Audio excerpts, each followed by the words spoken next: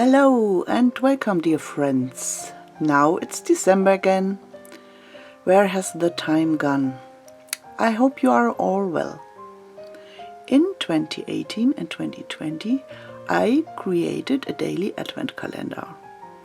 You can find links to the playlists in the info box below. But this year I thought of something else.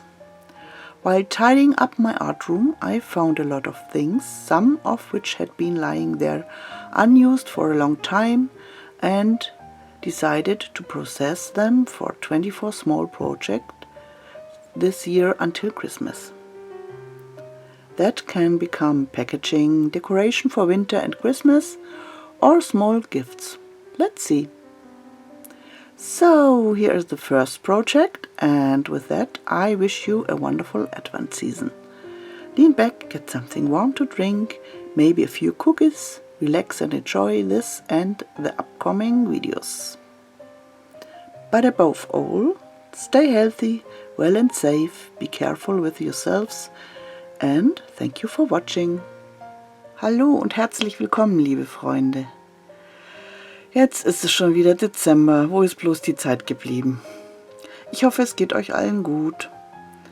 In 2018 und 2020 habe ich einen täglichen Adventskalender gestaltet. Links zu den Playlists findet ihr unten in der Infobox. Dieses Jahr habe ich mir etwas anderes überlegt.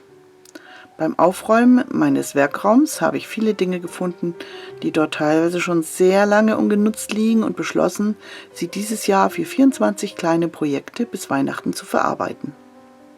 Das kann Verpackung werden, Dekoration für Winter und Weihnachten oder kleine Geschenke. Mal sehen.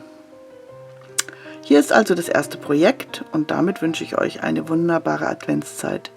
Lehnt euch zurück, holt euch etwas Warmes zu trinken, vielleicht ein paar Kekse dazu, entspannt euch und genießt dieses und die kommenden Videos. Aber vor allem bleibt gesund, achtet auf euch und lasst es euch gut gehen und vielen Dank fürs Zuschauen.